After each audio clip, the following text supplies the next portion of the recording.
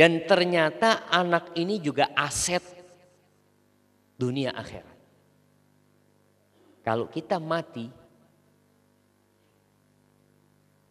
siapa yang akan melanjutkan perjuangan kita?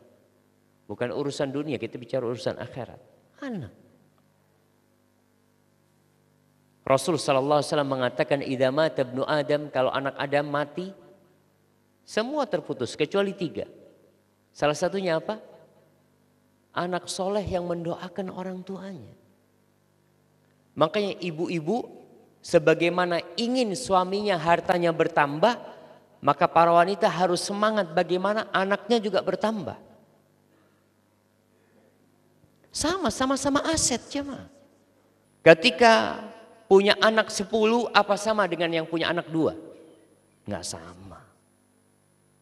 Ustaz, susah mendidik anak. Kita akan bicarakan hal itu.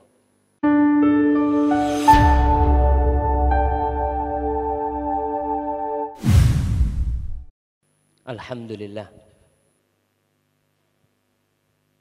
Alladzi bi ni'matihi tatimmus shalihat. Segala puji bagi Allah Jalla Jalaluh yang karena nikmatnya kebaikan-kebaikan menjadi sempurna. Yang karena rahmatnya niat-niat baik hamba dapat terlaksana. Seorang muslim harus senantiasa mencamkan dalam dirinya bahwa segala kesuksesan yang dia raih itu murni anugerah ilahi. Segala keberhasilan yang dia capai tidak lain karena rahmat Allah. Sehingga seorang muslim tidak terjebak ke dalam penyakit ujub, bangga diri. Termasuk yang menghancurkan hidup seorang hamba adalah i'jabur rajuli binafsihi. Ketika seorang merasa bangga dengan dirinya, kagum dengan usahanya. Padahal kita semua tahu usaha bisa ditiru. Tapi anugerah Allah nggak bisa ditiru. Allahumma salli wa sallim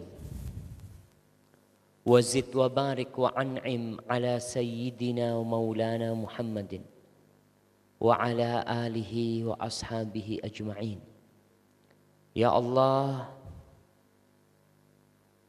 semoga salawatmu, salam, berkah dan nikmatmu senantiasa kau curahkan untuk hamba kekasihmu, untuk baginda Nabi kita Muhammad sallallahu alaihi wasallam, untuk manusia termulia yang pernah menginjakkan kakinya di muka bumi ini, untuk utusan Allah yang diutus dengan Al-Quranul Karim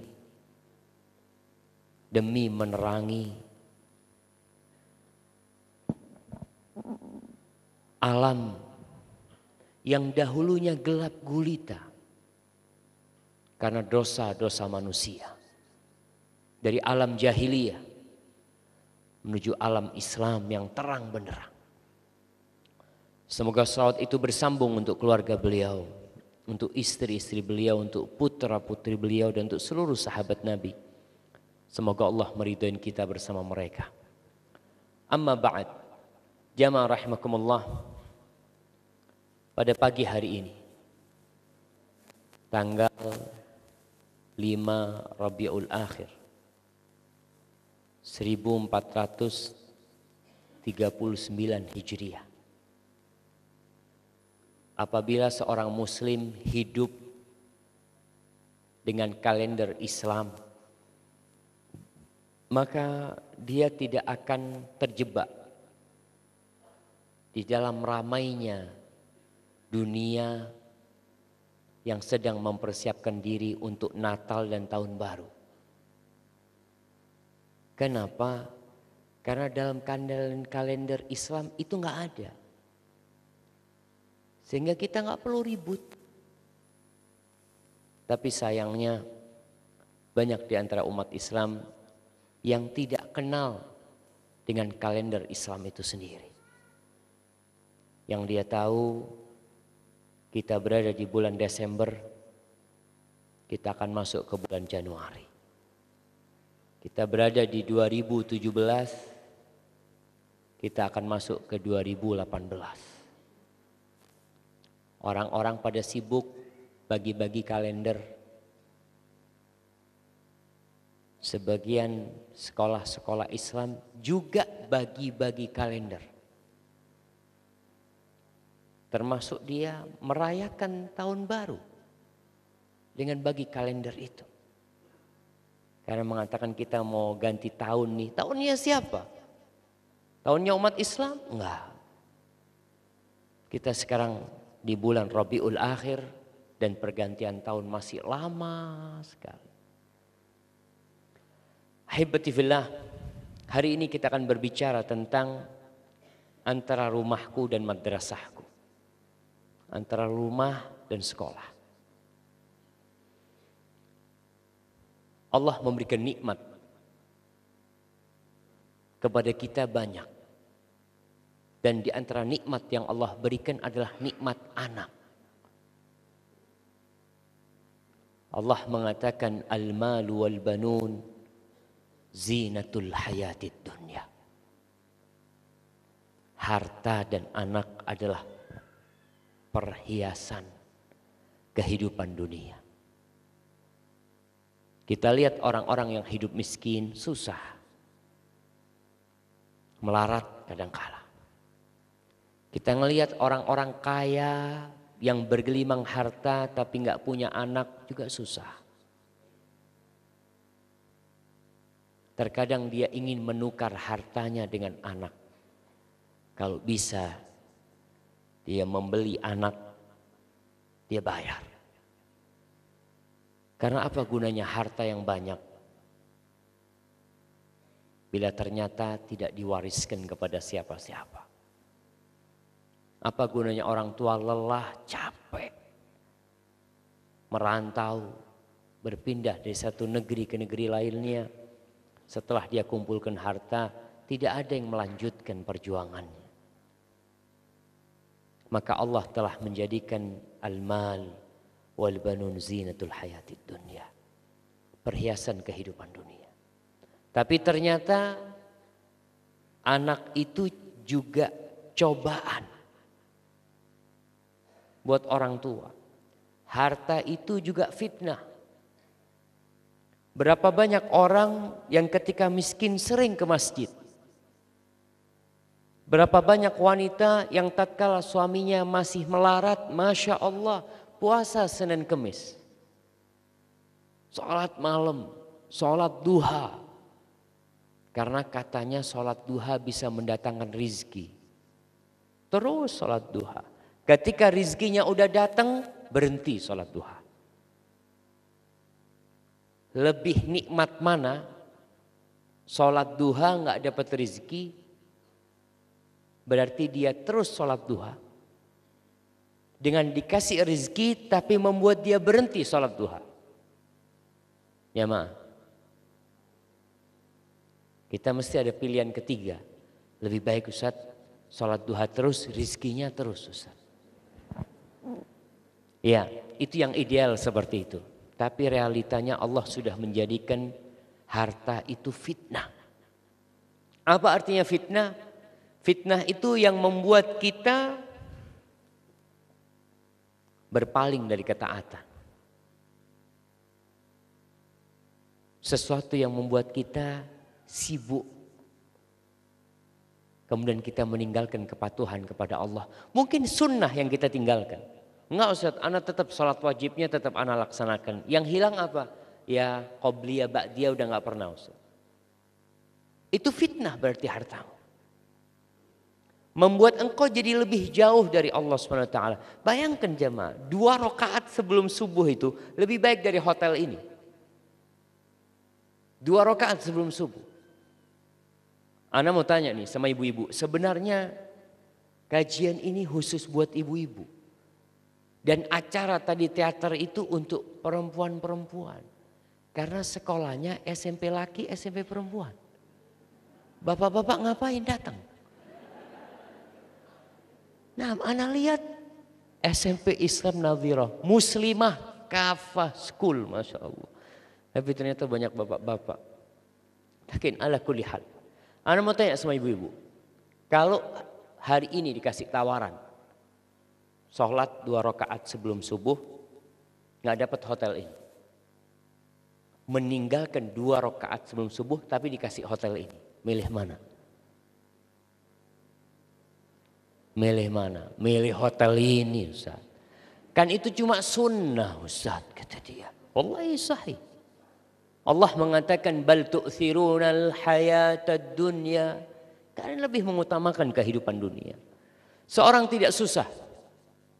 Sebagian wanita ketika datang bulan nggak pernah susah, nggak bisa sholat. Bahkan ditunggu. Kapan ya datang bulannya? Capek udah sholat terus ini, kata dia. Ada yang seperti itu. Bahagia. Ada wanita-wanita yang sedih ketika dia harus berhenti sholat. Ketika dia harus putus puasanya. Tadi Anda sampaikan bahwasanya harta itu fitnah. Dan anak pun fitnah. Allah mengatakan innama amwalukum wa auladukum fitnah. Wallahu indahu ajrun azim. Sesungguhnya harta kalian dan anak-anak kalian adalah fitnah. Dan di sisi Allah ada pahala yang besar. Cuma sayangnya orang yang terkena fitnah kadangkala tidak sadar. Seperti orang yang kena penyakit kanker. Kalau dia nggak kontrol, dia nggak tahu. Maka kita perlu kontrol. Bagaimana ngontrolnya? Kau lihat. Sejak anak punya anak, ibadah anak tambah enggak. Sejak suami anak beli mobil baru, umpamanya, bacaan Quran anak tambah enggak. Karena kalau kau nggak kontrol nanti sampai akut nggak bisa disembuhkan, sudah susah. Seperti orang yang kena kanker stadium 4 kadang-kala udah berat. Tapi kalau kontrol diri, oh iya ana lihat sejak rizki ditambah kok sholat sunnahnya berkurang ya. Ngajinya berkurang. Karena ada sebagian manusia yang berangan-angan untuk wirausaha. Tidak kerja ikut orang. Karena dia tahu kalau ikut orang susah Ustaz. Mau sholat ke masjid susah, mau ikut pengajian susah. Tapi kalau kerja sendiri kan bebas. Punya rumah makan, punya restoran, punya toko, kapan mau tutup, tutup. Tapi ternyata ketika dia punya usaha sendiri, tidak lagi datang pengajian. Kenapa? Alhamdulillah Ustaz, sekarang kan kajiannya live Ustaz. Nggak perlu datang sudah. Jadi tempat usahanya. Ternyata fitnah itu sangat kuat sekali. Maka kita perlu ngontrol diri. Yang punya anak kau lihat. Dulu sebelum punya anak Masya Allah. Dia terus salat malam bermunajat, ya Allah, Rabbi habli minas salihin. Rabbi habli minas salihin. Dikasih anak berhenti salat malam. Sibuk sama anaknya. Sampai salat wajibnya telat. Gara-gara siapa? Gara-gara anak. Dulu sebelum punya anak sodakohnya kenceng. Karena kepingin punya anak. Dikasih anak mulai berkurang. Buat apa? Buat nabung Ustaz. Kan anak-anak nanti mau kuliah. Umur berapa anaknya sekarang? Alhamdulillah Ustaz baru 3 bulan. Udah persiapan untuk kuliah. Jadi pelit dia sebenarnya.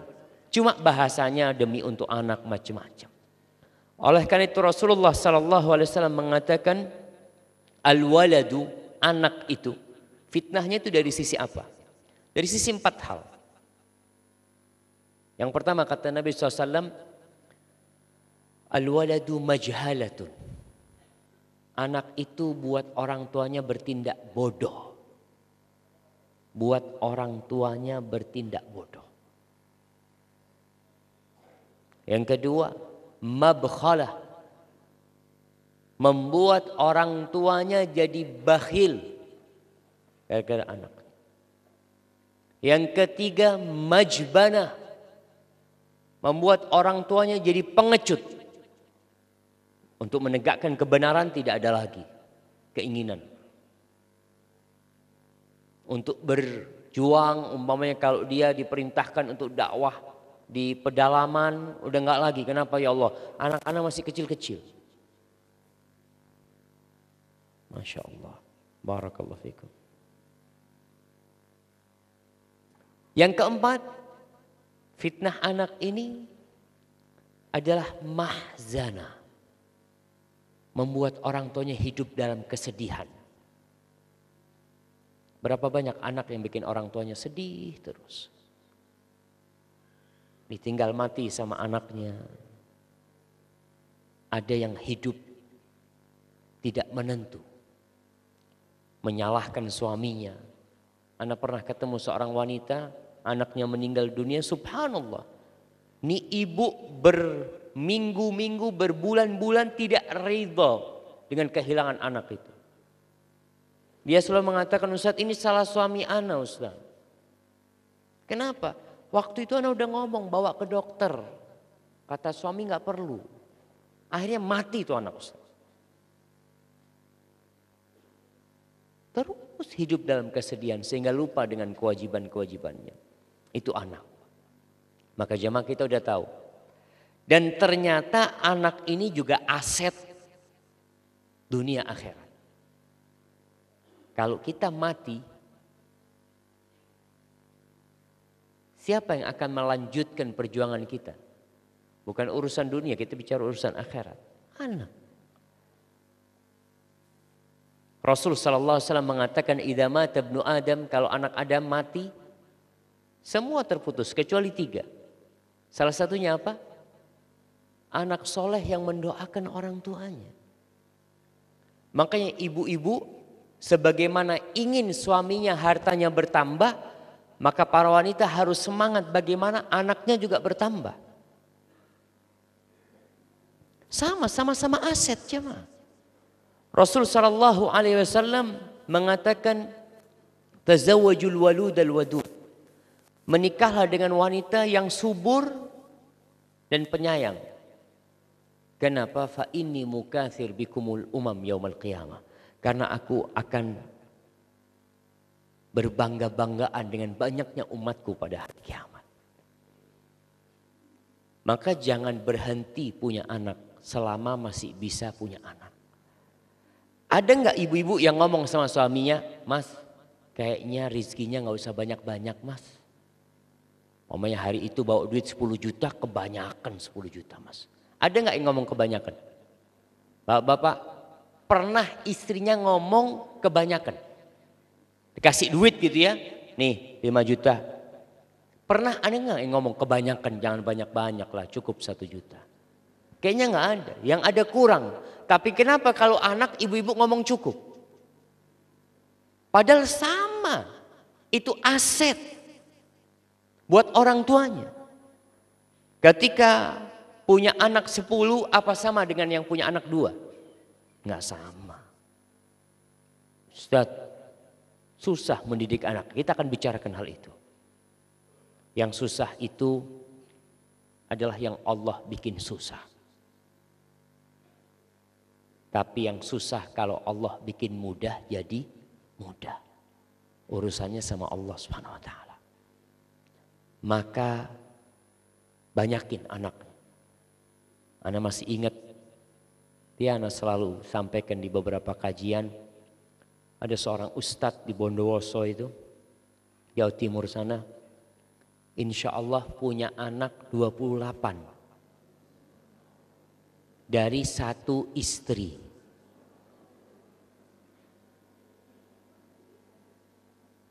Ibu-ibu gak usah banyak-banyak, separuhnya. Siap separuhnya? Anak sering dapat aduan dari bapak-bapak, Ustadz, anak kepingin punya anak lagi tapi istri udah nggak mau. Istri udah susah. Jamaah, semua kelelahan yang dirasakan oleh seorang ibu itu ada perhitungannya di sisi Allah. Jadi jangan takut. Mungkin sebagian wanita mengatakan, iya Ustadz, yang laki enak. Kita yang hamil, kita yang melahirkan, kita yang nyusuin, kita yang ngurusin tuh anak, itu ada hitungannya. Makanya seorang wanita dalam Islam itu 3 kali di atas lelaki. Allah sudah perhitungkan. Makanya tatkala ada seorang sahabat bertanya kepada Nabi SAW, man haqqun nas bi husni sahabati. Siapa orang yang paling pantas mendapatkan penghormatan dari aku? Apa kata Nabi SAW? Ummuka. Ummuk. Oh iya, kemarin hari ibu. Betul. Itu sebuah kezaliman buat para wanita. Nah, anak ingin mengingatkan. Itu sebuah kezaliman buat para wanita. Di dalam Islam semua hari adalah hari ibu. Memang di barat sana mereka itu kalau sudah umur 18 tahun anaknya itu udah pisah. Anak sudah bukan tanggung jawab orang tuanya dan anak juga tidak bertanggung jawab akan orang tuanya. Kehidupan sosial mereka udah kayak gitu. Dalam Islam nggak ada, mati pun tetap tanggung jawab anak. Maka jangan bangga dengan hari ibu. Ibu-ibu mau nggak anaknya ingat sama ibu setahun sekali? Sebulan sekali? Nggak mau. Andai kata hari ibu itu tiap bulan, itu pun zalim. Apalagi ini setahun sekali diperingatin. Apa model peringatan buat ibu? Kirim hadiah, kirim ucapan terima kasih. Apa aja lah. Padahal hari ibu dalam Islam adalah semua hari untuk itu. Jadi kalau ada orang-orang yang mengatakan agama Islam bias gender. Iya. Islam bias gender dengan meletakkan wanita 3 kali di atas lelaki. Kalau kau mau bicara itu. Ketika siapa orang yang paling berhak mendapatkan penghormatanku? Ummuk, ibumu. Tanya lagi nih sahabat, tsumma man? Lalu siapa? Ummuk, lalu ibumu. Terus siapa lagi? Ibumu. Bayangkan. Baru setelah itu bapakmu. Makanya kalau kita baca Al-Quranul Karim, ketika Allah memerintahkan berulang kali dalam Al-Quranul Karim berbakti kepada orang tua, wasainal insana biwalidahi ihsana, kami wasiatkan kepada manusia untuk berbakti kepada kedua orang tuanya. Selalu setelah itu Allah sebut apa? Hamalathu ummuhu. Ibunya hamil dia. Nggak disebut bapaknya udah. Ibunya yang disebut. Jadi kalau kita lihat para wanita ketika merasa berat melahirkan anak, ada perhitungannya. Nggak perlu iri dengan para lelaki, nggak perlu. Semua yang laki dan perempuan akan mendapatkan hisabnya masing-masing. Maka berkaitan dengan anak, perbanyak anaknya. Berapa? Ya terserah. Selama masih produktif, terus punya anak. Kira-kira perempuan berhenti punya anak umur berapa? Ibu-ibu. Umur berapa? Umur berapa? Umur 45? Masih bisa? Alhamdulillah. 45 masih bisa bapak-bapak. Jadi bapak-bapak yang istrinya umur 40 tahun, bismillah. Nambah lagi. Jangan berhenti wallahi. Kalau dikasih rizki sama Allah Subhanahu wa taala. Baik. Lalu bagaimana kita mendapatkan anak yang soleh sekarang? Karena yang menjadi aset adalah anak-anak yang soleh tentunya. Ketika anak itu tidak soleh akan jadi bala buat orang tuanya. Orang tua akan tertekan. Dan berkaitan dengan anak soleh dan anak tidak soleh itu tidak berkaitan dengan jumlah. Karena ada orang punya anak satu, narkoba anaknya. Satu. Narkoba di penjara. Dan ada orang punya anak 7 semuanya hafid Al-Quranul Karim. Apa bedanya? Dan subhanallah jamaah, anak terus terang, anak sedih ya. Anak sering ngomong sama istri anak. Anak ngomong, kau tahu anaknya Fulan? Ada salah satu mahasiswa kita, wallahi nggak punya. Dia kerja di sekolahan itu bersihin rumputnya, gajinya sebulan 200.000 cuma. 200.000 dia punya gaji. Ya akhirnya dia kadang-kala dibantu oleh beberapa orang. Anaknya itu masih umur 3 tahun mungkin waktu itu. Sudah hafal juz amma. Waktu itu hafal juz amma. Ini anaknya orang miskin jemaah. Artinya kalau dipikir orang kaya kan waktunya lebih banyak untuk mendidik anaknya. Orang miskin masih sibuk. Orang miskin harus masak sendiri istrinya. Artinya dia punya beban ngurusin suaminya, ngurusin anaknya, masak. Ada orang-orang kaya pembantunya banyak. Seharusnya dia bisa lebih fokus ngajarin anaknya, tapi itu tidak terjadi. Berarti masalahnya ada di mana? Bukan di masalah jumlah anak, enggak. Di SDM-nya ini, di orang tuanya ini yang bermasalah.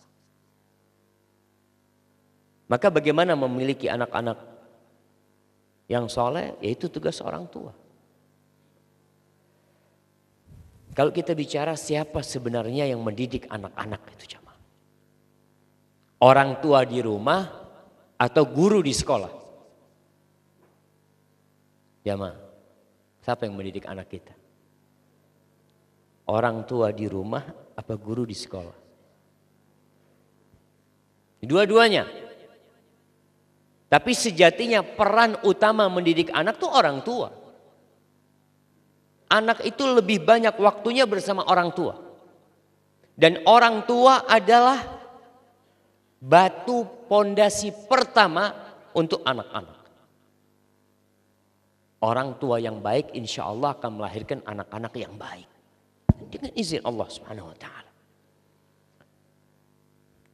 Dan peran itu lebih besar ada di ibu-ibu.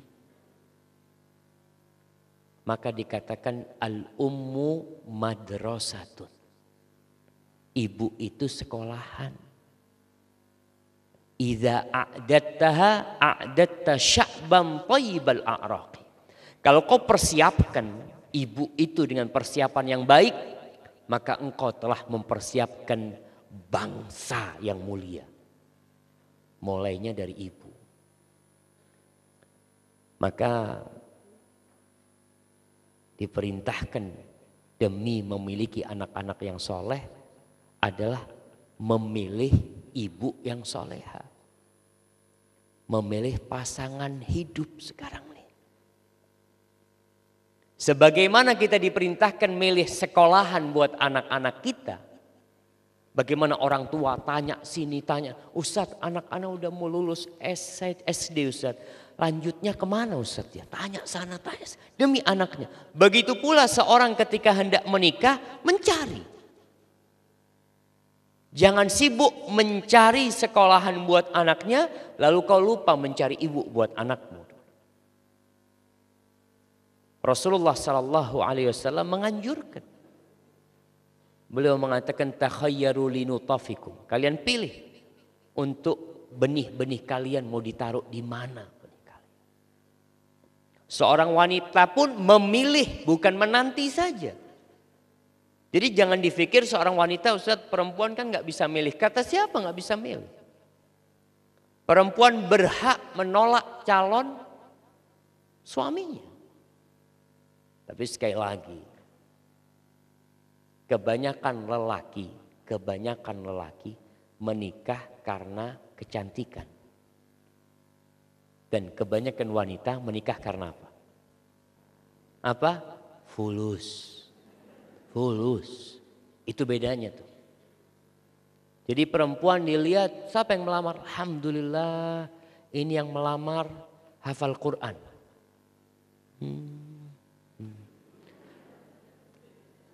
Yang ngelamar ini Masya Allah anaknya orang kaya di kota ini. Alhamdulillah dia beda tuh. Benar, jadi memang godaan wanita di harta, godaan lelaki di apa? Di wanita dan harta. Maka ingat, apabila ingin sekarang menjadikan anak-anak itu anak yang soleha, kau harus perhatikan. Memilih pasangan hidup. Ya, kita tahu Rasul sallallahu alaihi wasallam sudah memberikan arahan buat para wanita dan buat para orang tua. Kata Nabi alaihi salatu wasallam, "Idza ja'akum man tardawna dinahu wa khuluquhu fa'ankihu." Apabila datang meminang putri kalian seorang lelaki yang agamanya baik dan akhlaknya mulia, nikahkan. Nabi SAW tidak berbicara tentang wajah. Karena jamaah, wajah tampan itu karena belum dimiliki. Wajah cantik itu karena belum dimiliki. Kalau sudah dimiliki, biasa. Antum lihat. Jadi memang sesuatu yang belum kita milikin itu, kita melihatnya tidak dalam wujud aslinya. Contohnya nih, antum kepingin mobil Ferrari. Kalau ngelihat mobil itu lewat, Masya Allah, dilihat dari awal sampai ujung. Setelah 1 bulan, antum bawa Ferrari ke rumah antum. Gimana perasaan antum? Mungkin awal dilihat, dielus-elus ya. Dapat 2 hari, biasa udah. Dilihat, biasa aja ternyata ya. Memang biasa aja. Begitu pula dengan istri atau suami. Coba tuh bapak-bapak yang ketika melamar istrinya, Masya Allah istri anda itu cantik, Masya Allah. Setelah sebulan di rumah, coba pandang-pandang istrinya. Udah males mandangin istrinya. Istri tetangga lewat dipandangin sama dia. Padahal istri tetangga tidak lebih cantik dari istrinya. Karena bukan miliknya. Begitu pula para wanita. Ketika belum dia milikin, dia pandang-pandang. Ketika sudah dimilikin, dia lihat. Dulu Masya Allah. Sekarang na'udzubillah. Udah beda ketika dimiliki.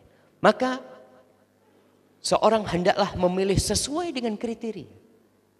Supaya tadi kita bicara, bagaimana nanti hubungan rumah dengan sekolah jadi sinkron. Jadi bisa jalan bareng. Nggak ada lagi orang tua yang marah sama guru ketika guru memukul anaknya. Kenapa terjadi ada guru memukul anaknya? Wallah jamaah, kita waktu SD, insya Allah yang seumur anak tahulah semuanya. Kita pulang itu di sini udah biru-biru ya. Dijiwit sama guru itu. Kalau enggak dipukul pakai mistar. Kalau enggak bukan kuping yang dijewer. Rambut ini tarik sama guru itu. Kita kalau laporan sama orang tua ditambahin sama orang tua. Maka kita nggak berani laporan sama orang tua. Kenapa muncul sekarang laporan sama orang tua marah sama gurunya? Karena dari mulai kau pilih pasangan hidupmu udah nggak benar. Emangnya tugasnya guru ngapain? Cuma ngasih informasi sama anakmu. Ngajarin 1 tambah 1 2. Cuma itu. Kalau cuma kayak gitu nggak perlu sekolahkan anakmu. Maka kembali. Memilih pasangan hidup itu penting. Kau sudah punya pasangan hidup yang baik. Memilih tetangga. Penting. Kenapa? Karena sekolah anak kita pertama tuh di rumah dan di sekitarnya. Kita lihat anak kita. Baru umur berapa masuk sekolah? 4 tahun mungkin baru PAUD. Di PAUD pun dari jam 7 sampai jam 9 atau jam 10. Setelah itu mainnya di mana? Enggak Ustaz, alhamdulillah Ustaz. Anak-anak enggak pernah keluar pagar rumah. Mainnya dalam rumah terus. Main apa? Main game Ustaz. Ya udah. Berarti ada masalah di memilih pasangan hidup. Maka tadi tetangga penting, lingkungan penting. Karena anak-anak ini kita bicara yang seharusnya, walaupun sekarang kehidupan itu sudah mulai berubah ya. Dulu kita main kemana? Ke rumah tetangga. Makan di rumah tetangga. Kadangkala tetangga main di rumah dan makan di rumah. Itu kehidupan yang seharusnya terjadi. Ketika kita punya tetangga-tetangga yang soleh, Masya Allah. Anak kita pulang dari sana dapat apa? Alhamdulillah. Ayah tadi di rumah tetangga diajarin baca Quran sama ibunya fulana. Dapat ilmu. Di sana diajarin etika. Tadi anak dimarahin makan di sana karena berantakan. Akhirnya sang anak pulang ke rumah dapat ilmu. Maka kita perlu menciptakan suasana rumah yang kondusif. Dan Allah memerintahkan kepada para suami dan para orang tua khususnya.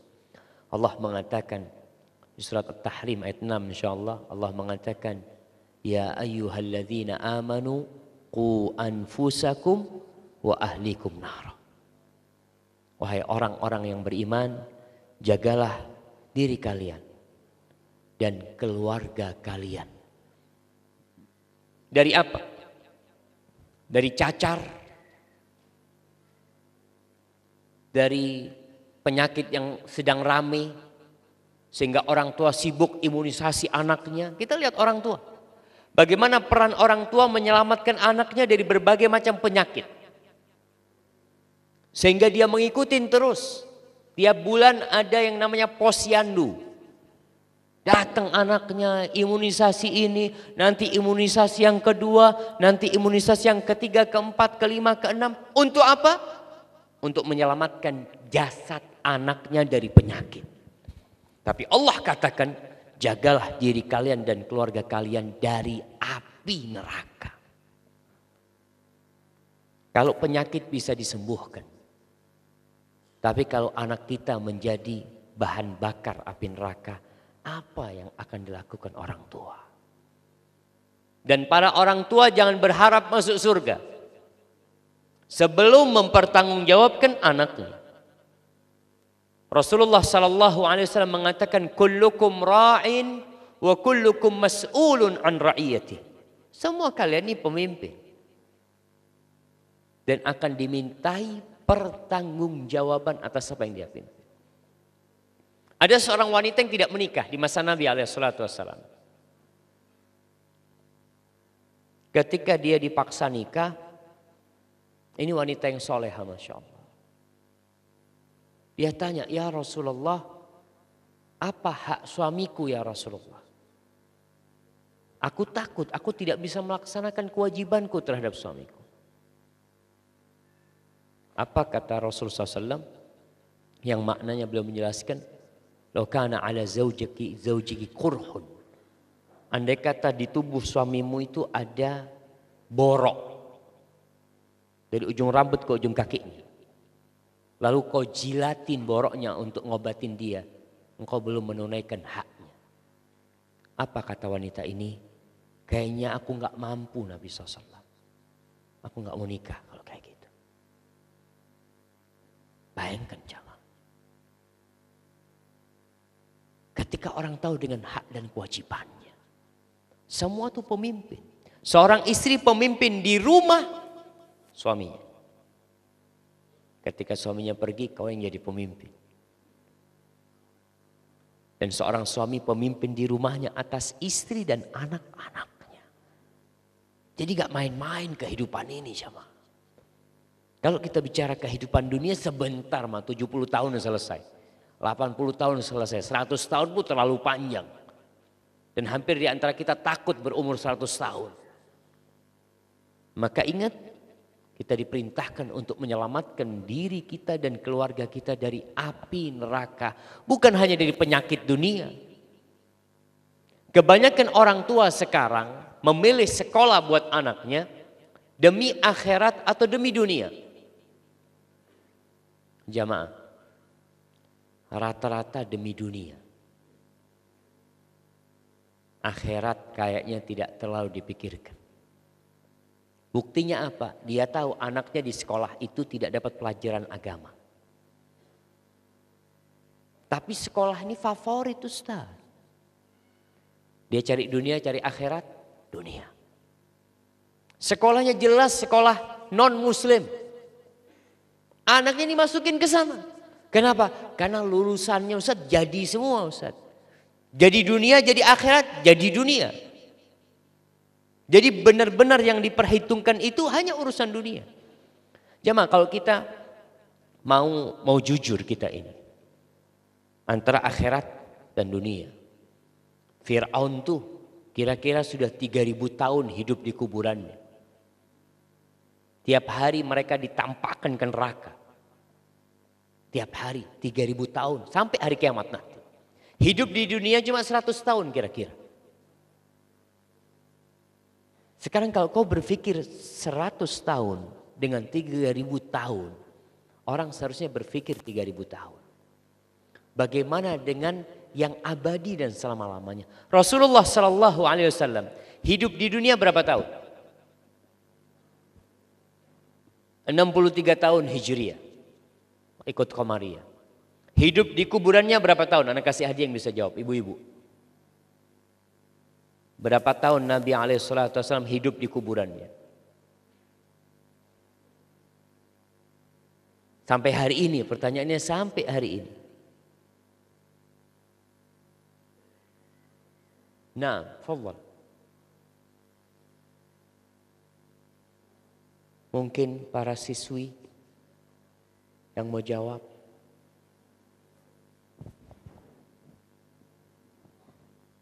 Nah, beliau hidup 63 tahun di rumah yang luasnya mungkin 5 kali 5. Rumah Nabi SAW. Rumahnya temboknya tidak dialusin, nggak ada catnya. Temboknya itu tidak semuanya dari tanah, tapi sebagian dari pelepah kurma yang ditutup sama kain. Itu rumah Nabi SAW. Hidup di dunia 63 tahun. Baik, beliau hidup di alam kubur sampai hari ini nih. Kuburan beliau itu seluas maddal basar. Sepanjang mata beliau memandang sallallahu alaihi wasallam. Itu aroma dan dinginnya surga dirasakan oleh Nabi alaihi salatu wasallam. Segala nikmat beliau rasakan di kuburan. Berapa tahun? 1376. Iya, salah. 1000? Ya sama aja lah. Itu 76, ini 66 ya, sama-sama salah maksudnya. Baik jamaah, ada masalah sama kita nih. Baik, silahkan. Udah? Oh ada. Fadhal. Ini mic-nya bisa dikasihkan ini. Tapi nggak apa-apa, yang bisa teriak nggak apa-apa. Berdiri yang mau jawab. Yang mana yang jawab satu orang yang angkat tangan lah. Baik, yang di belakang yang angkat tangan. Ya. Jangan duduk dulu. 808. Iya, yang ini nih. Kurang tepat nih. Tambah lebih jauh lagi jemaah. Nah, iya. Oke, yang depan nih. 14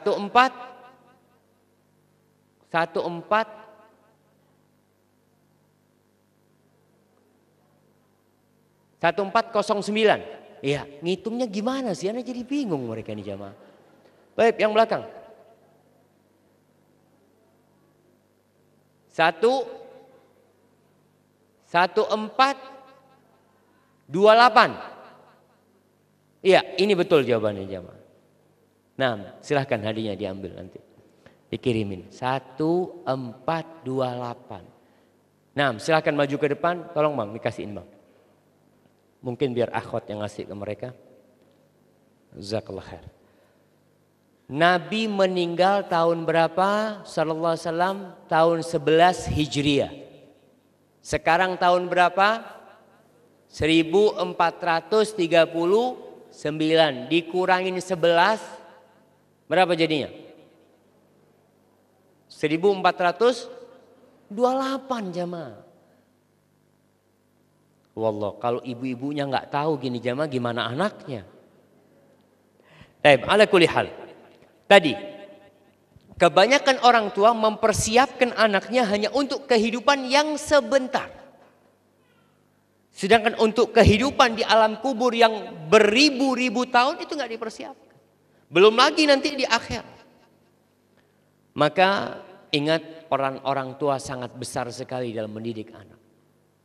Makna qu anfusakum wa ahlikum nara. Makna jagalah diri kalian dan keluarga kalian dari api neraka. Diriwayatkan dari para sahabat, allimuhum wa addibuhum. Kalian ajarin mereka. Tugasnya siapa? Tugasnya orang tua ngajarin anaknya.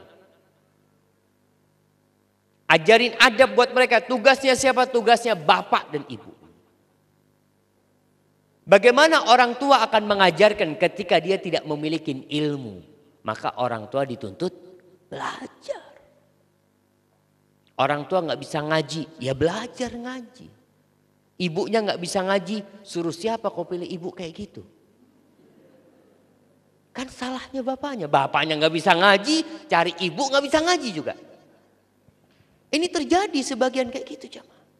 Akhirnya anaknya telat bisa ngaji. Antum bisa bayangin, ada anak umur 3 tahun hafal juz amma. Ada anak umur 5 tahun sudah hafal 3 juz.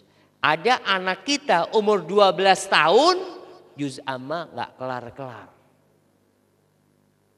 Salahnya di siapa? Di orang tua. Enggak Ustaz, memang sekolahnya gak ngajarin Ustaz. Sekolahnya. Kenapa kau pilih sekolah itu? Baik. Peran orang tua di rumah sangat besar sekali. Dan di sini kita lihat kenapa para bapak, para suami, para lelaki itu dianjurkan untuk banyak sholat sunnah di rumah. Bukan di masjid. Nabi SAW mengatakan khairu salatir rajuli fi baitihi illa al-maktubah. Kata Nabi SAW, sebaik-baiknya sholat seorang lelaki itu di rumahnya. Kecuali sholat wajib. Artinya seorang suami dituntut untuk menjadikan rumahnya itu penuh dengan cahaya. Terangin rumahnya. Dengan apa? Sholat sunnah. Karena ibu-ibu itu ada liburnya sholat. Kalau seorang suami semua sholatnya di masjid, bisa jadi dalam sebulan rumahnya 7 hari jadi kuburan. Karena istrinya tidak sholat, libur sholat. Dan sang suami sholat qobliyah ba'diyah semuanya di masjid. Maka dianjurkan untuk sholat di rumah. Dianjurkan suami istri untuk saling mendukung dalam qiyamul lail, bangun malam. Kata Nabi SAW, rahimallahu rajulan qama minal lail. Allah merahmati seorang lelaki yang bangun malam hari. Fa'aiqadha ahlah. Lalu dia bangunin istrinya. Kalau istrinya nggak mau bangun, dia percikan air di wajah istrinya. Kemudian istrinya bangun dan sholat bareng tuh orang dua. Begitu pula sebaliknya. Allah rahmati seorang wanita yang dia bangun malam. Suaminya belum bangun, dibangunin. Bang, bangun bang. Kalau nggak mau bangun, dipercikan air. Kalau nggak mau bangun lagi, diapain ibu-ibu? Disiram air. Jangan, berantem nantinya. Jangan, percikin air. Kalau suami marah-marah, enggak, sudah. Tapi kalau suami mau bangun sambil dipijetin, bang, kopinya udah jadi bang. Bangunin. Dan rumah yang seperti ini akan menciptakan nanti anak-anak yang soleh dan soleha. Pernah ada seorang budak di zaman perbudakan dulu. Ada seorang budak wanita yang memiliki itu butuh uang. Akhirnya terpaksa dia jual tuh budak.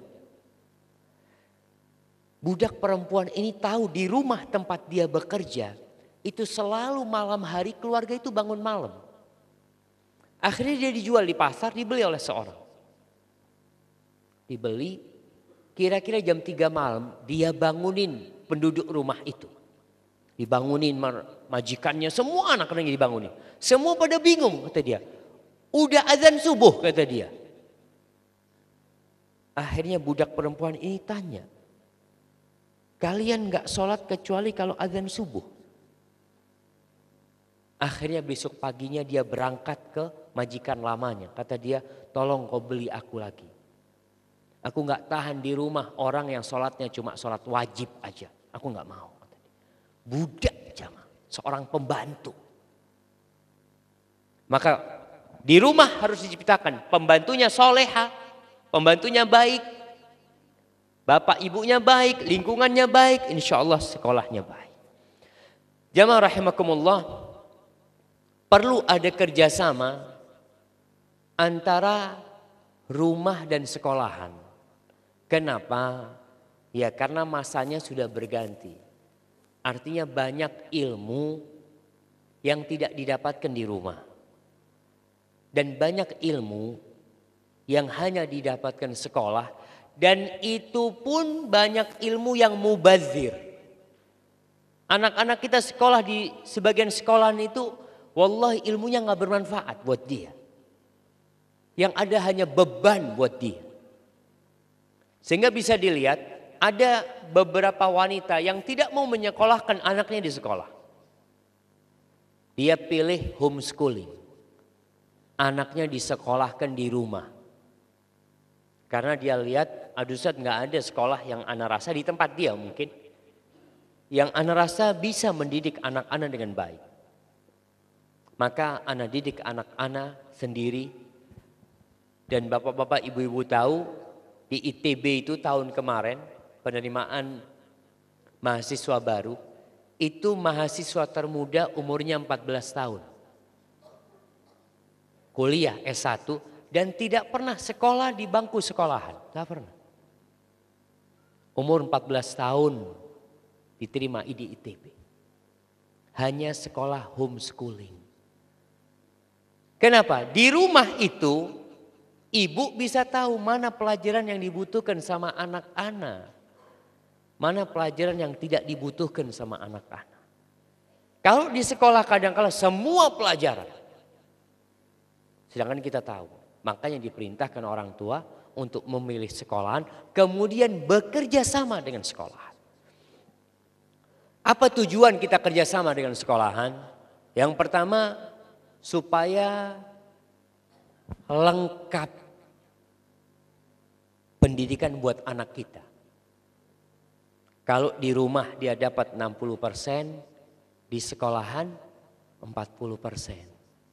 Sejatinya anak itu nggak sekolah sudah lulus, 60 udah cukup. Nilainya 60 itu ya biasalah.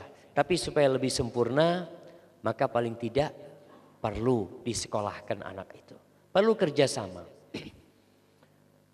Untuk meletakkan program-program bersama. Sekarang alhamdulillah ada paguyuban wali murid. Namanya di sini apa? Paguyuban. Apa? Komite. Oke, komite namanya.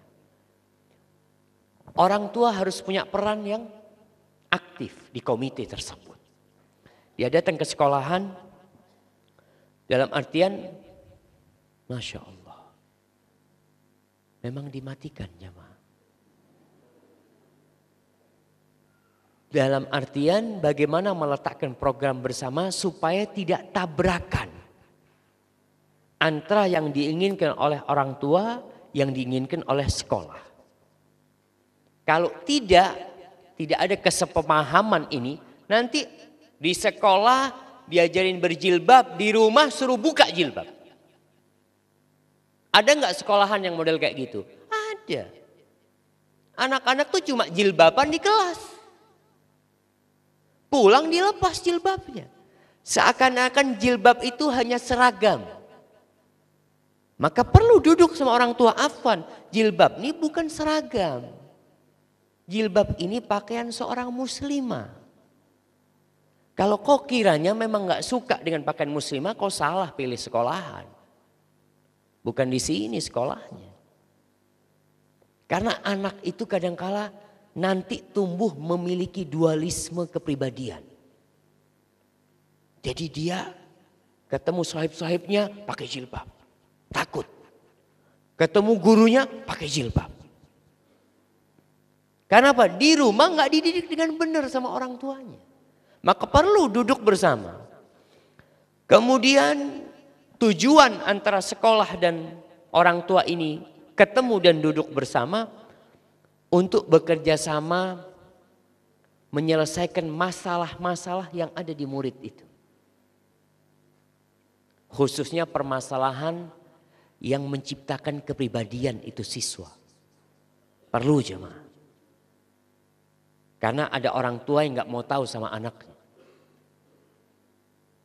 Dia pikir yang penting anaknya lulus. Enggak. Sekarang sudah berbeda. Bapak Jokowi sendiri sebagai Presiden RI sudah berpikir untuk pendidikan karakter buat anak bangsa. Artinya yang diinginkan itu bukan orang yang berilmu aja, tapi berilmu dan berkarakter. Kalau kita lihat bicara ilmu ya, yang ada di penjara KPK ada nggak yang lulusan SD, ibu?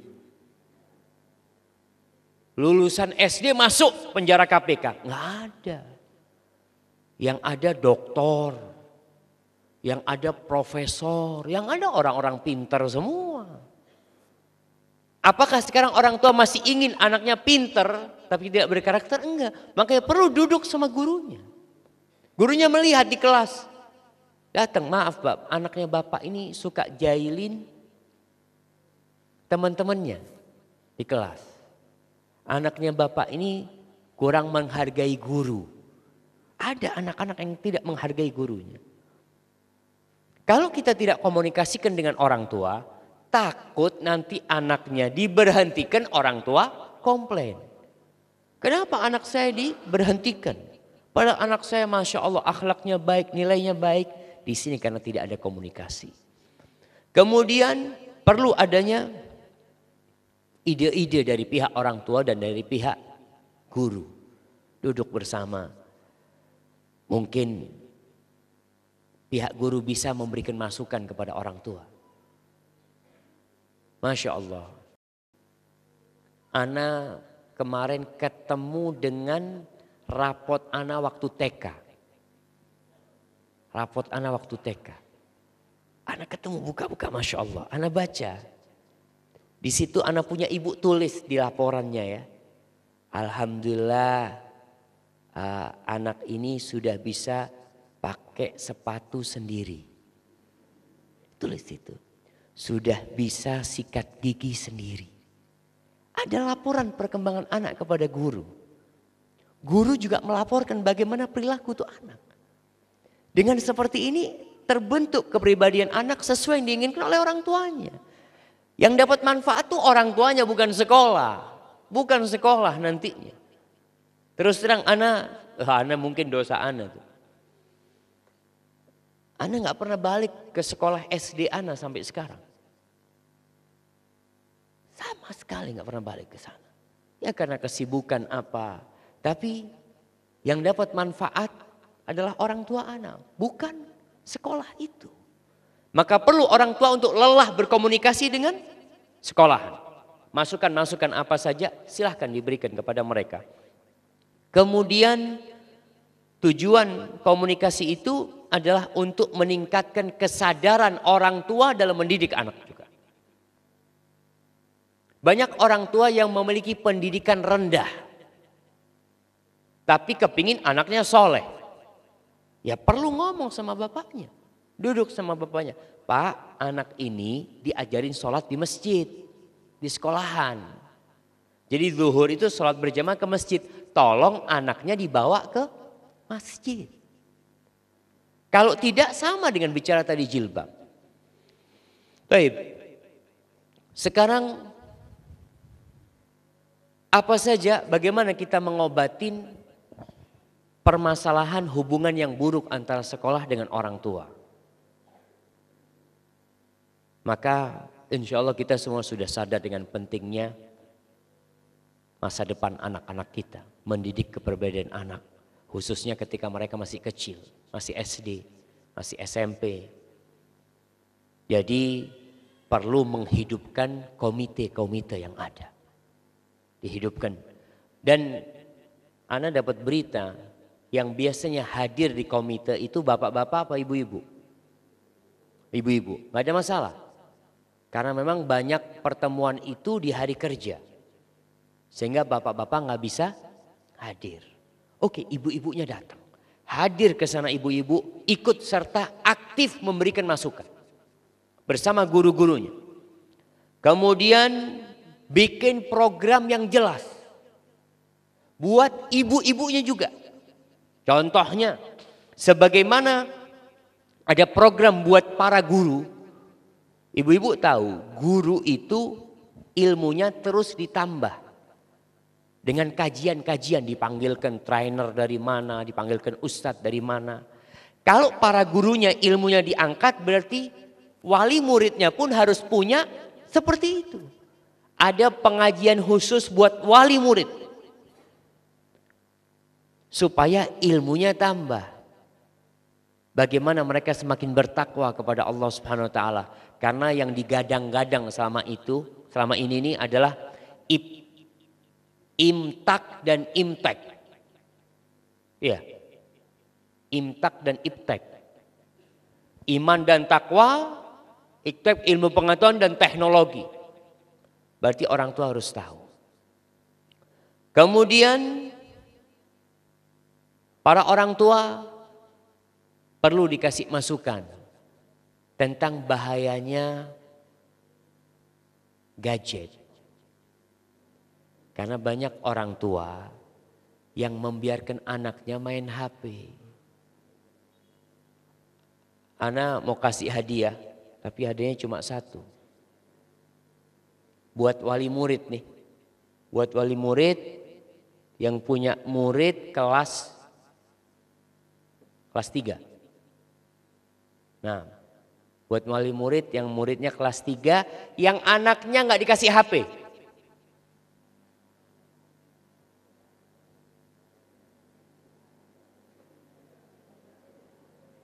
Ya ma.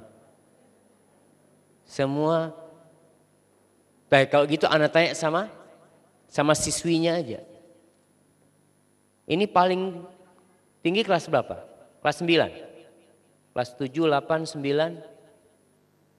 Baik, yang kelas 9 yang nggak dikasih HP sama orang tuanya, angkat tangan.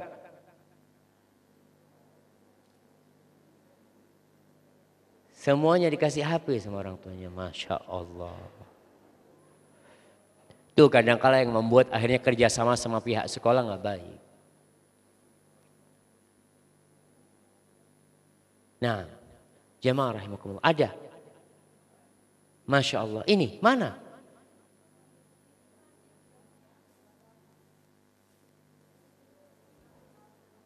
Kelas 8, yang kelas 9. Baik, yang kelas berapa anaknya?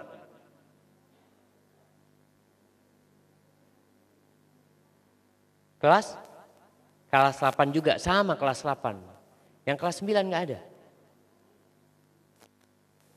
Masya Allah. Mana yang kelas 8? Baik, nanti diambil hadiahnya. Jamaah, tolong diperhatikan. Sekarang penyakit yang paling membahayakan itu adalah gadget. Makanya para orang tua, banyak orang tua yang memiliki kesibukan di rumah itu. Sibuk ngapain? Sibuk main HP.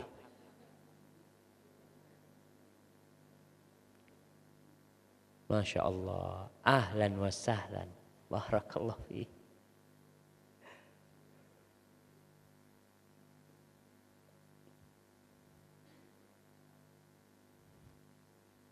Masya Allah, ini ada generasi masa lalu ini.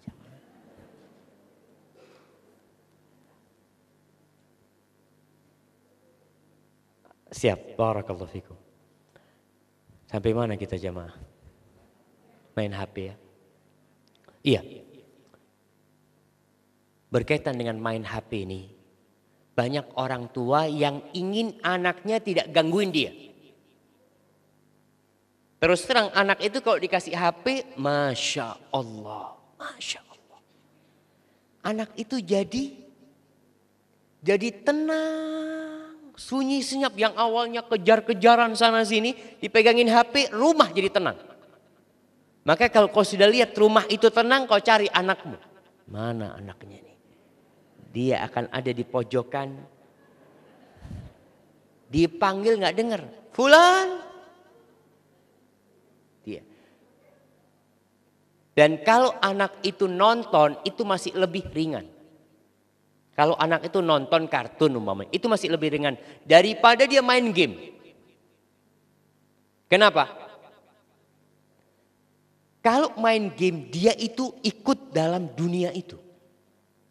Dia konsentrasi. Dan kalau dia lagi asik-asik dipanggil, marah dia. Dia akan mengatakan, tunggulah jangan ganggu ini. Aduh kalah udah.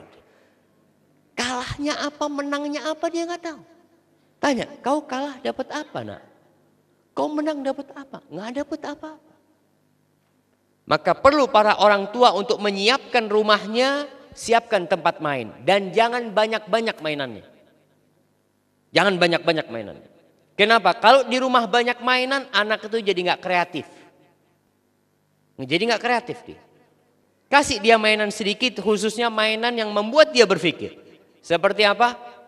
Blok. Kalau sekarang itu ada yang kecil-kecil apa? Kayak model Lego gitu. Kasih anak itu. Dan bapaknya duduk. Bapak siap duduk sama anaknya. Bapak duduk Ustaz, tapi pegang HP. Duduk sebelah anaknya. Terus bapaknya. Jadi ada wanita-wanita yang menyebut suaminya itu al-hadirul ghaib. Hadir yang gaib. Ada di rumah. Dan tolong ibu-ibu ya, tolong buat ibu-ibu ini khususnya. Kalau suaminya datang, HP-nya ditaruh. Suaminya datang, HP-nya ditaruh. Ustaz, anak gimana mau taruh HP Ustaz? Suami anak pegang HP. Diajak ngobrol gak nyambung. Ahsan anak pegang HP. Jangan, taruh HP-nya. Duduk di sebelah suaminya. Duduk aja. Sambil zikir, subhanallah, subhanallah, subhanallah, subhanallah. Subhanallah. Kalau ditanya, lagi ngapain? Lagi wiritan buat kau bang. Wiritin tuh suaminya tuh. Subhanallah, subhanallah. Kalau enggak baca ayat kursi, Allahu la ilaha illallah wa la ilaha illallah. Perlu diruqyah tuh suaminya. Tapi kalau nih perempuan pegang HP juga, selesai sudah. Dan subhanallah kadangkala di meja makan. Masya Allah suami istri sama anaknya. Semua HP-nya ada di sebelah meja. Seret. Allahu Akbar jamaah. Ada banyak kebahagiaan yang dicuri dengan gadget tersebut. Maka para ulama menjelaskan ya bagaimana peran negatif medsos ini dalam kehidupan keluarga. Sehingga keluarga itu tidak lagi harmonis di antara mereka. Kalau kita lihat orang-orang dulu, Masya Allah, habis asar duduk sama suaminya ngapain? Minum teh sama pisang goreng. Ngobrol udah. Cerita kemana-mana. Rasul Shallallahu Alaihi Wasallam malam hari habis sholat isya, beliau masuk ke rumahnya ngobrol sama bininya. Tempat beliau nginep. Habis asar Nabi SAW tuh keliling ke rumah istri-istrinya. Keliling ngobrol gimana kabarnya. Kemudian ke rumah satunya. Sekarang subhanallah jamaah. Itu sudah mulai hilang. Maka tolong diperhatikan seperti itu. Kemudian orang tua harus sadar bahwa kewajiban mendidik itu bukan hanya kewajiban sekolahan. Kewajiban. Sehingga orang tua kalau sadar itu insya Allah dia akan ikut mendidik. Kemudian jamaah, sebagian orang tua itu husnudzon sama sekolahnya. Insya Allah sekolahnya bagus. Sehingga dia tidak kontrol tentang anaknya. Itu menyebabkan anak-anak jadi gak benar juga. Kau perlu kontrol. Wallahi jamaah. Ada orang tua gak percaya anaknya narkoba. Gak percaya. Kenapa? Karena dia gak pernah kontrol anaknya. Dia hanya percaya ke sekolahan. Sekolah itu cuma didik dari jam 7 sampai jam 2. Kalau sampai jam 2. Jam 7 sampai jam 4. Setelah itu kemana anaknya? Wallahu a'lam. Dan seorang ustadz di Madinah cerita kita ini wallahu a'lam ya bagaimana. Kita didik anak kita dengan baik. Kita jaga anak kita. Keluar rumah sebentar. Ketemu sama teman-teman yang gak benar. Jadi gak benar. Makanya kita perlu terus berdoa.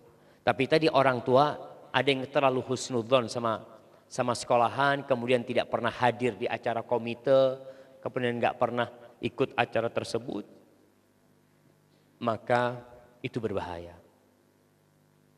Kemudian yang menjadikan penyebab, ini kita dengan tahu penyebabnya, kita tahu obatnya apa.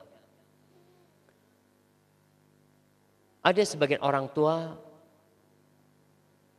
yang memiliki pemahaman yang kurang tepat dalam masalah nilai-nilai dalam kehidupan ini. Apa yang seharusnya diajarkan kepada anak, apa yang seharusnya diberikan kepada anak, itu kadangkala menyebabkan orang tua juga tidak ngurusin anaknya.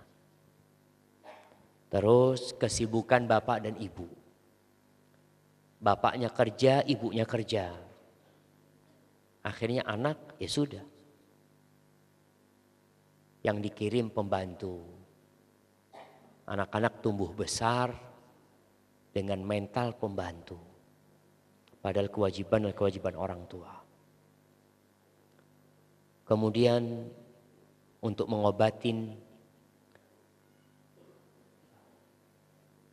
hubungan yang kurang harmonis antara sekolahan dengan orang tua, perlu dibikin grup-grup buat mereka. Dengan adanya medsos sekarang, dimanfaatkan medsos tersebut ya. Ada HP khusus punya sekolahan ya. Anak-anak udahlah nggak perlu bawa HP lagi ke sekolah. Nggak perlu bawa HP. Di sekolahan ada HP, ada sarana untuk komunikasi dengan orang tua mereka. Sehingga anak-anak udah cukup. Enggak, anak kalau mau pulang gimana Ustaz? Udah sekolahan ada HP. Dan itu sudah nyambung dengan semua orang tua. Informasi tentang anak terus disampaikan, perkembangan anak terus disampaikan di sana. Sehingga para orang tua dengan alat itu bisa mengikuti perkembangan anaknya. Mengingatkan mereka dengan kewajiban-kewajiban. Kadang-kala anak pulang sekolah nggak ngasih tahu orang tuanya. Kalau ada PR. Tidak ngasih tahu orang tuanya kalau ada kewajiban. Orang tua nggak tanya sama anaknya. Maka paling tidak dengan adanya laporan dari pihak sekolah langsung ke orang tua. Dengan tadi grup-grup yang sudah dibikin, grup WhatsApp, grup Instagram, grup apa? Telegram, semuanya. Apa yang bisa dibikin buat mereka. Kemudian perlu memberikan hadiah. Buat wali-wali murid yang berprestasi. Selama ini yang dikasih hadiah kan anak yang berprestasi. Masya Allah jemaah. Anak jadi... Baik, perlu. Ana mau tanya, di Nadhirah ada enggak acara untuk wali murid yang berprestasi? Mana yang punya Nadhirah?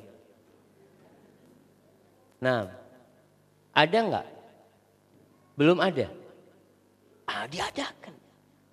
Artinya supaya orang tua itu merasa, oh alhamdulillah, yang lainnya kan termotivasi. Kenapa fulana kok maju ke depan? Selama ini yang maju kan cuma anaknya. Nanti ibunya yang maju ke depan. Tanya bagaimana dia mendidik anaknya.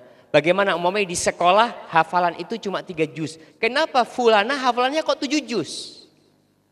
Ternyata orang tuanya tuh kasih.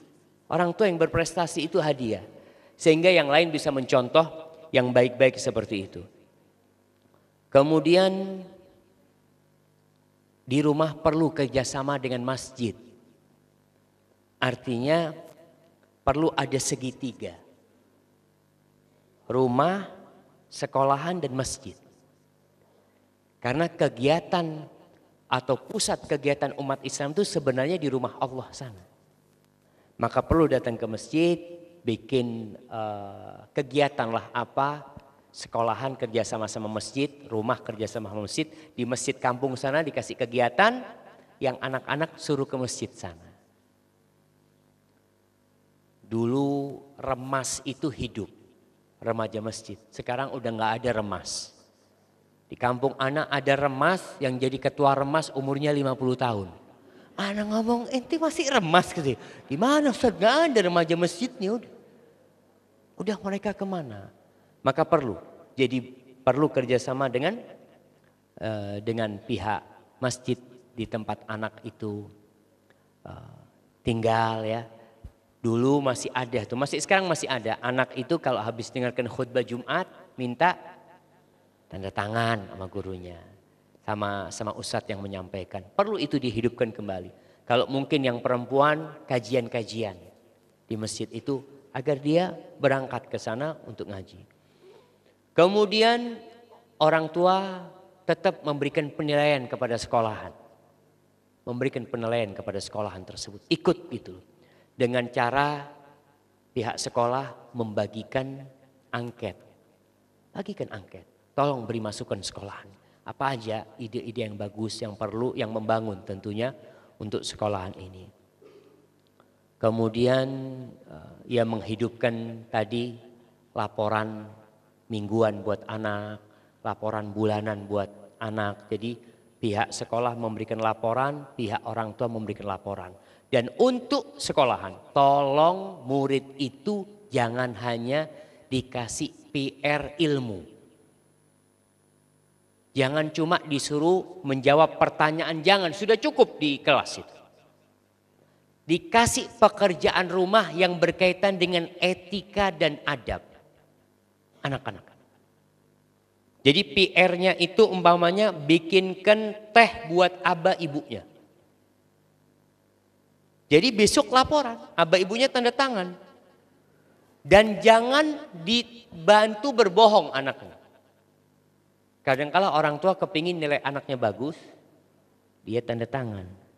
Padahal anaknya nggak bikinin kopi, nggak pengen teh. Dan khusus buat akhwat, buat sekolah Nadhiro nih khususnya, kalau bisa tuh anak-anak perempuan dikasih tugas nyuci baju sendiri. Kenapa ketakutan? Nah jamaah, dulu orang-orang dulu tuh SD sudah bisa nyuci. Sekarang SMA nggak bisa nyuci. Siapa yang salah? Orang tuanya yang salah. Ustadz kan ada pembantu, alhamdulillah ada pembantu. Tapi ada tugas-tugas yang berikan kepada anak.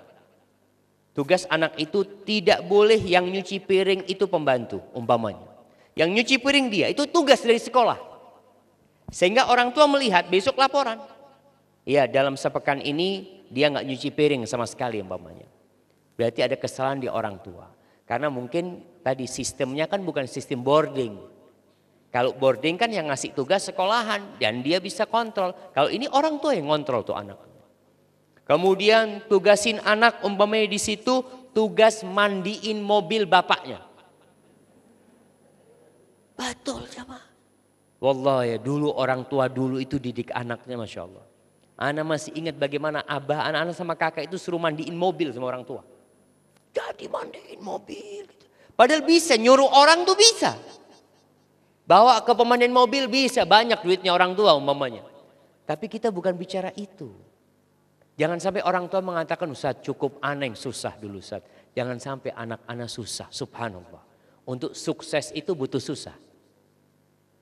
Orang-orang sukses kau lihatlah.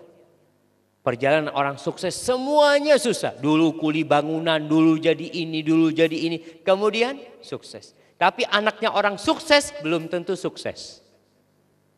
Karena dia sudah dilatih hidup senang. Maka tolong dikasih oleh ini supaya ada kerjasama ya. Dengan adanya kewajiban-kewajiban yang berkaitan dengan etika. Jangan sampai anak-anak itu lulus dari SMA menikah tidak ngerti bagaimana urusan rumah tangga. Dia hanya tahu 1 tambah 1, dia tahu kali-kalian, dia tahu matematika, dia tahu IPA, tahu bahasa Inggris, tapi urusan rumah tangga nggak bisa. Padahal mereka bakal menjadi ibu kelak dan akan menjadi istri kelaknya. Dia nanti mau kerja apa terserah, tapi yang pasti seorang wanita akan jadi 1 dari 2. Jadi istri, kalau nggak punya anak sampai mati jadi istri. Kalau punya anak dia akan menjadi seorang ibu. Maka jadilah orang-orang yang siap untuk melakukan itu tadi dengan kerjasama antara sekolah dan pihak orang tua. Ya masalah memberikan hadiah kepada anak-anak yang berprestasi itu penting. Dan sebagai penutup jamaah, sebagai penutup,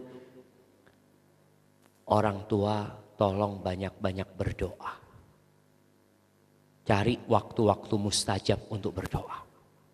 Dan para guru juga berdoa. Harapan ana, para guru jangan sampai ngajar hanya untuk mengharapkan gaji. Hanya untuk mendapatkan insentif. Jangan. Karena kalau hanya untuk mengharapkan itu, rasa lelah dia nanti sia-sia. Selesai dapat duit, selesai. Tapi seorang guru yang benar-benar lillahi ta'ala, pagi dia ngajar, malam dia doakan murid-muridnya. Dia doakan fulana, ya Allah fulana tuh bandel banget ya Allah.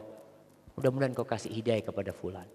Orang tuanya fulan juga gak benar ya Allah, mudah-mudahan kau kasih hidayah. Orang tua juga seperti itu. Doakan anaknya, doakan gurunya, doakan sekolahannya. Sehingga dengan seperti itu Allah Jalla Jalaluh akan mendengarkan doa. Ketika doa itu dari orang banyak yang terus meminta kepada Allah, insya Allah Allah kasih jalan keluar dan anak-anak menjadi anak-anak yang soleh dan soleha. Hadza wallahu a'lam bishawab. Itu yang bisa kita sampaikan pada kesempatan kali ini. Mungkin kita masuk ke sesi tanya jawab. Nah, barakallahu fikum.